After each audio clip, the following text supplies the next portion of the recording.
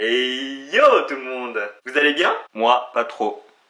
Enfin là oui, mais pas à l'hôpital. Enfin vous comprenez quoi, parce que vous vous demandez sûrement comment je vais passer mes longues journées interminables dans une chambre de 15 mètres carrés. Vous allez voir, ça va être passionnant. Déjà le matin, 90% du temps, j'avais les yeux fermés.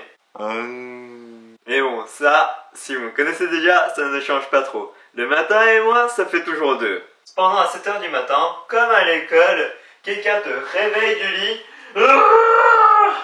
Sauf que là, ce n'est ni l'alarme, ni ta mère. T'as Monsieur Chauve qui entre dans ta chambre en toquant à la porte comme si c'était la police. Monsieur et madame, prenez le petit déjeuner. 30 minutes plus tard, une aide-soignante arrive. Monsieur et madame, vous vous levez, on va refaire le lit. Allez, hop, hop, hop, hop. Voilà le rituel matinal, c'était une véritable torture. L'après-midi, les visiteurs arrivaient. C'était le seul moment où je pouvais oublier la maladie. Ils me racontaient leur quotidien qui me semblait déjà très loin. Pourtant, ça faisait du bien d'écouter les petits problèmes du quotidien, comme le fait qu'ils n'avançaient pas très bien dans le rapport de stage, ou qu'un tel n'appréciait pas tel autre. Les petites choses que je n'y pensais même plus. Les petites choses qui prouvaient que la vie continuait, et ça me rassurait. C'était vraiment des moments joyeux, mais les amis ne venaient pas tous les jours, et ça c'est normal, ils ont leur propre vie aussi. Alors qu'est-ce que je faisais pour passer le temps? Attendez, j'ai une énorme liste. Non, je rigole, y a rien. Nothing, nada, wish, me. Je ne faisais rien. Enfin, si. Si on considère la méditation comme activité, oui. Oui, là j'en ai fait beaucoup. Pourquoi je ne regardais pas la télé? Bonne question. Parce qu'il n'y a que 2 chaînes gratuites. Non, ce n'est pas TF1 et France 2, c'est D17 et LCP.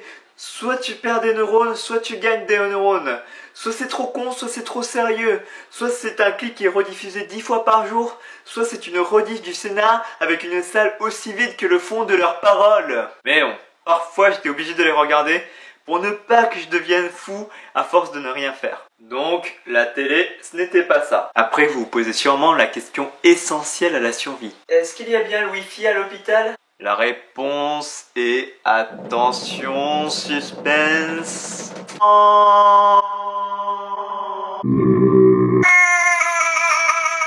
J'imagine bien votre réaction devant votre écran. Quoi? Il n'avait pas d'internet à l'hôpital? Oh mon Dieu. Je confirme, c'était dur. Surtout qu'à l'époque, je n'avais que 500 mégaoctets de forfait internet sur mon portable. Alors, dès que je regardais une vidéo de 10 minutes sur YouTube, je cramais tout le forfait sur le mois. Ah, c'était vraiment la dèche, hein. Mais au final, même le fait de regarder un écran me faisait mal à la tête. Un livre, dites-vous? Non, c'est pareil. Je lis une page et je referme le livre. Par contre, les mangas, j'arrivais à faire une tome par jour. C'est vrai que le fait de feuilleter les dessins me demandait moins de concentration que lire les mots. J'ai lu l'intégralité d'Aichi de 21, un manga sur le football américain très comique, et Gintama, une parodie de tous les mangas, et franchement, ça m'a fait du bien de me marrer dans les moments vraiment difficiles, quoi. Mais imaginez bien que je ne faisais pas ça toute la journée. La signification du mot ennui prend d'un coup une autre dimension. Genre l'ennui durant les cours et tout ça, ce n'est rien comparé à ce que j'ai vécu. Mon seul divertissement était d'observer les nuages voler dans le ciel, d'apprécier les feuilles de platane qui vibrent au souffle des brises pour animer le paysage immobile et d'envier les moineaux qui volent en toute liberté sur les toits parisiens. Ah, et pour le coup, je développais mon imaginaire au-delà de mes capacités intellectuelles. Par exemple, je créais des petites histoires comme des petits bonhommes de 10 cm qui partaient à la recherche de leur princesse dans les catacombes de Paris où ils devaient combattre une armée de rats qui surgissaient de partout. Ce que j'aimais bien dans une journée, c'était de pouvoir me promener dans les rues de Paris juste à la sortie de l'hôpital sur mon fauteuil roulant que ma mère poussait par derrière. Par contre, tous les magasins que je croisais, c'était des pompes funèbres. Ambiance géniale. Il y en avait là, là et là, là et là, et là, et il y en avait encore d'autres. Mais c'est quand même super déprimant.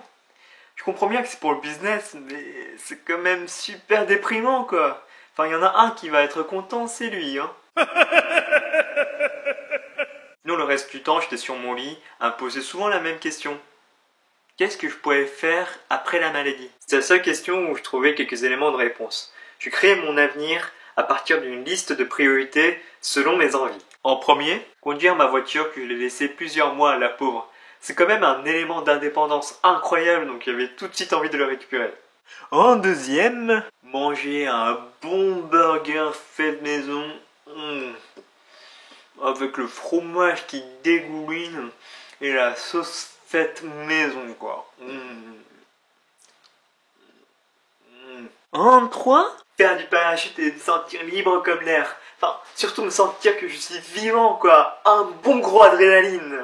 En 4, raconter mon histoire à tout le monde, alors j'ai commencé à me filmer avec ma GoPro quotidiennement. En 5, faire un sketch humoristique en racontant des anecdotes marrantes de l'hôpital, comme je fais maintenant, mais sur scène, que j'ai pu réaliser en mars 2016, que vous avez pu voir un extrait dans la vidéo précédente. Bref, je voulais vraiment vous partager mes expériences, et c'est ce que je fais maintenant, et c'est ultra kiffant. Bon, en tout cas, c'est vraiment la projection concrète de mon avenir qui m'a fait tenir mon moral. Alors j'ai un seul conseil à vous donner, c'est imaginer toutes les bonnes choses qui peuvent vous arriver après la situation désagréable. Ça vous motive et ça sera un antidépresseur redoutable, et vous serez invincible si vous allez de l'avant. La semaine prochaine, on parlera de ma rééducation. Pas mentale, hein. Quoique, on parlera de ma rééducation physique qui a duré 3 mois. Sur ce, portez-vous bien, l'optimisme vous fait du bien, et je vous dis à la semaine prochaine. Matalachu!